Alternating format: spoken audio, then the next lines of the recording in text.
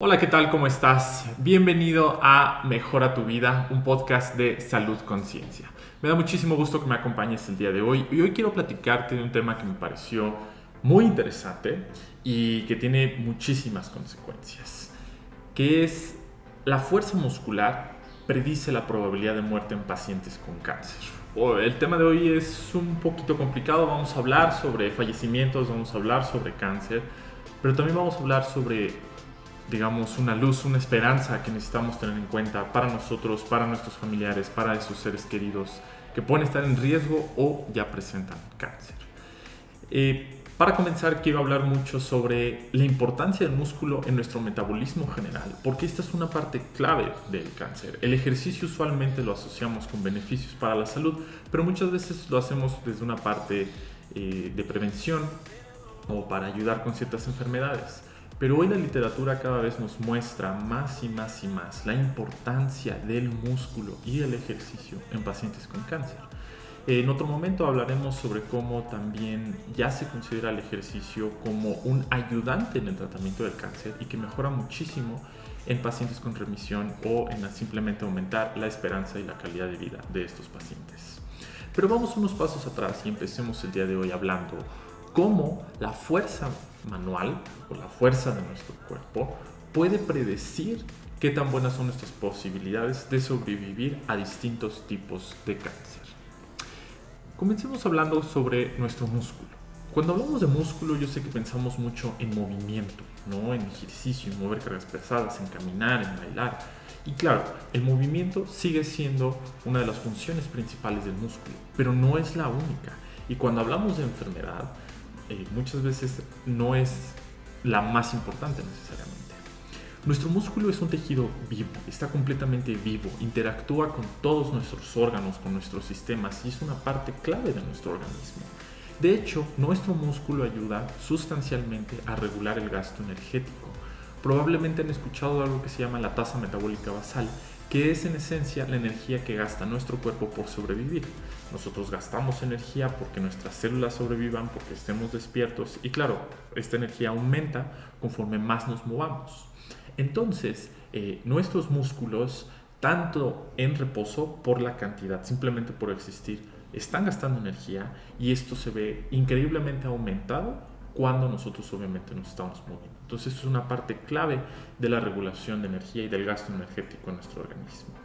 También algo genial es que nuestro músculo no nada más existe y ya, en un vacío, aislado en nuestro cuerpo.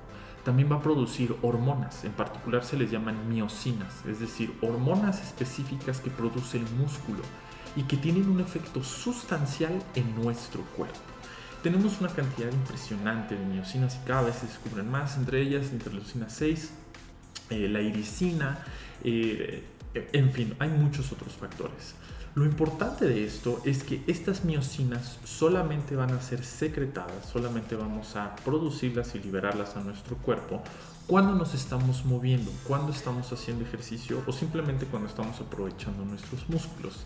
Si no, no se van a producir. Y estas miocinas se ha demostrado que tienen efectos increíbles en todo nuestro cuerpo y afectan a nuestro cerebro, y afectan a nuestro hígado, y afectan a nuestros riñones, y afectan a la salud intestinal, a nuestro corazón. Es impresionante verdaderamente lo que hacen estas miocinas. Pero otra vez, solamente las vamos a producir si nosotros estamos constantemente en movimiento. También, por supuesto, el músculo nos va a ayudar a protegernos de la inflamación. Y aquí rescato mucho la acción de una miocina, que es la interleucina 6. El músculo produce esto y nos ayuda a disminuir los procesos de inflamación sistémicos o los procesos de inflamación en todo nuestro cuerpo. Entonces, esto solamente es una probadita para enseñarte que en realidad el músculo no es nada más movimiento. Claro, y lo es importantísimo, pero hay muchísimo más que beneficia nuestra salud y sobre todo que nos protege. Ahora, cuando nosotros hablamos sobre músculo, hay que tener en cuenta dos partes clave: la cantidad de músculo que tenemos, sino también la funcionalidad de ese músculo. Y dentro de la aptitud física hay muchas maneras de determinar qué tan bien o qué tan funcional es nuestro músculo, ya sea a través de la resistencia, es decir, cuánto tiempo aguanta nuestro músculo haciendo esfuerzo, o bien puede ser a través de la fuerza. Aquí vamos a hablar de la fuerza y en particular de una prueba increíblemente sencilla y muy utilizada en el campo clínico, que es la dinamometría o la prueba de prensión manual. Esta es una prueba increíblemente sencilla. Hay un aparatito que se llama dinamómetro, que esencialmente es como una manija con un tablerito electrónico, y se aprieta esta manija y se va a medir la fuerza que desarrolla nuestro músculo en estos casos, y entonces vas a lograr medir efectivamente cuánta fuerza tienes. Entonces, esta prueba se utiliza mucho para poder determinar en general la fuerza de nuestro cuerpo. Claro, estamos midiendo los músculos de nuestro antebrazo en realidad, pero muchas veces sirve para hablar cuál es el estado general de nuestro cuerpo. Entonces, esta prueba, además de que es muy sencilla, también es muy económica y nos va a dar un muy buen indicio de cómo está funcionalmente nuestro cuerpo. Y esto también es bien importante porque aplica para todo tipo de poblaciones, ya que esta prueba la pueden realizar tanto niños como adultos mayores sin mayor complicación. Entonces, una vez entendido esta parte, lo voy a dejar un poco de lado y voy a regresar a la parte de cáncer. Hay unos datos muy importantes que debemos de conocer sobre cáncer que nos brinda la Organización Mundial de la Salud. Vamos a dimensionar cuál es el problema del cáncer. Hace 70, 80 años, el cáncer apenas empezaba a nacer como un problema. Nuestra esperanza de vida no era tan alta, los factores cancerígenos a los que nos exponíamos no estaban tan presentes con nosotros o estaban tan bien inculcados dentro de nosotros. Estoy hablando, por ejemplo, del tabaquismo, del consumo de carnes procesadas, del sedentarismo, del consumo de refrescos, comida chatarra, etcétera, etcétera. Pero hoy día el cáncer ha crecido a ser uno de los más grandes problemas a nivel mundial. Y de hecho es tan grande el problema que la Organización Mundial de la Salud estima que 1 de cada 6 fallecimientos en el mundo se deben a complicaciones por cáncer. 1 de cada 6 fallecimientos. De hecho, esta es la segunda causa de muerte a nivel mundial más importante. También, tristemente, todos los años se estima que están sucediendo 10 millones de casos nuevos de los principales tipos de cáncer, entre ellos el cáncer de mama, cáncer de próstata, cáncer bucofaríngeo. Y es impresionante nada más dimensionar que cada año se están sumando 10 millones de casos y este número cada vez va más en aumento, en particular en países de bajos y medianos ingresos. Y dentro de las principales complicaciones, tanto que llevan al cáncer como que complican el cáncer, son un elevado índice de masa corporal, es decir, tener sobrepeso u obesidad, y la falta de actividad física, es decir, el no utilizar nuestros músculos, el no estarnos moviendo. Y esto es particularmente importante por justamente todo lo que acabo de mencionar sobre el músculo. El músculo, al ser un tejido vivo, nos va a proteger obviamente de la ganancia de peso y nos va a ayudar a bajar de peso, y también va a producir estas miocinas que ayudan a nuestro cuerpo. Entonces, la falta de actividad física está directamente relacionada con problemas de cáncer.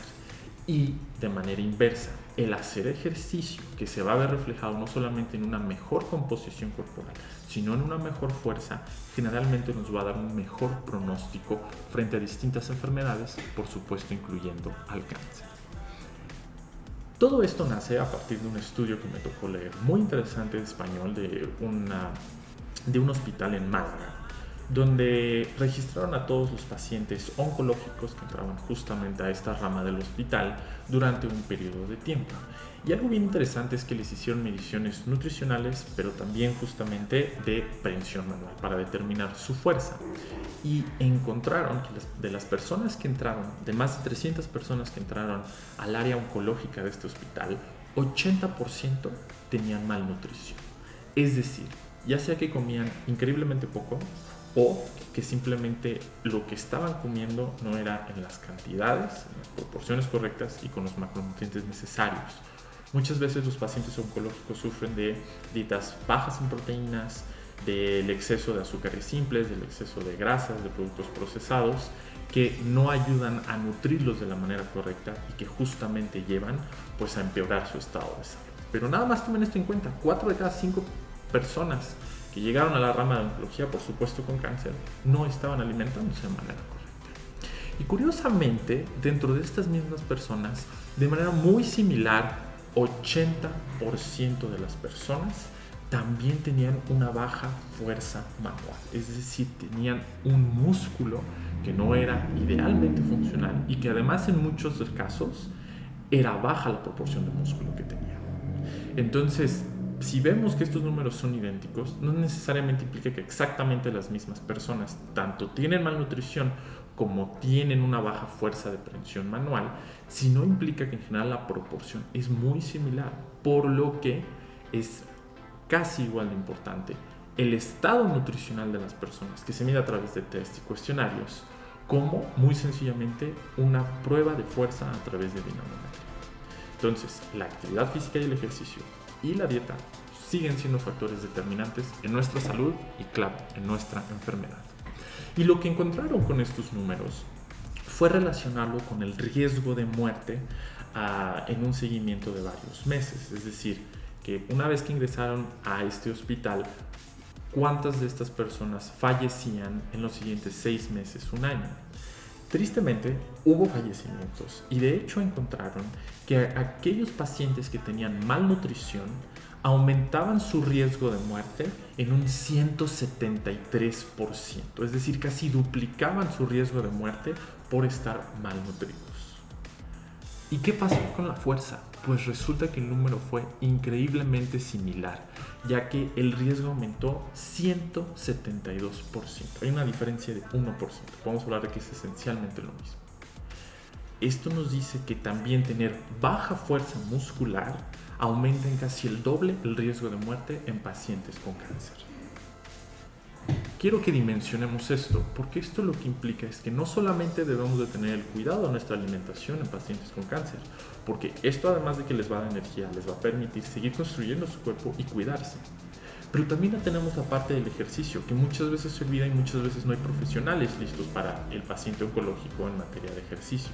Pero sigue siendo algo increíblemente importante y que además está fundamentado y justificado en números y evidencia científica. Entonces, ¿cuál es el consejo del día de hoy? El consejo es que es vital que logremos fomentar el ejercicio en pacientes con cáncer, sin importar la edad, para preservar la masa muscular, la calidad de vida y, por supuesto, prevenir los fallecimientos. ¿Por qué? Por todo lo que hemos visto, porque nuestro músculo literalmente cuida nuestra vida. Y aquí algo que no me detuve mucho a mencionar, pero que está implícito, es la calidad de vida. Muchas veces el problema de los pacientes con cáncer es que, claro, por su condición y por ese golpe tan intenso que significa, se nos caen psicológicamente y por eso no buscan una correcta alimentación, no buscan hacer ejercicio. Entonces es muy importante que nosotros, como su red de apoyo, como familiares, como amigos, busquemos motivarlos para tener prácticas saludables que puedan ayudarlos a preservar su vida y, por supuesto, también a disfrutarla. Eso es todo por hoy, espero te haya gustado el tema. Por favor, checa el resto de los podcasts si quieres más información y consejos para cuidar tu salud, y con mucho gusto nos vemos en la próxima edición. No olvides seguirme en redes sociales, Salud Conciencia, y te deseo un excelente día.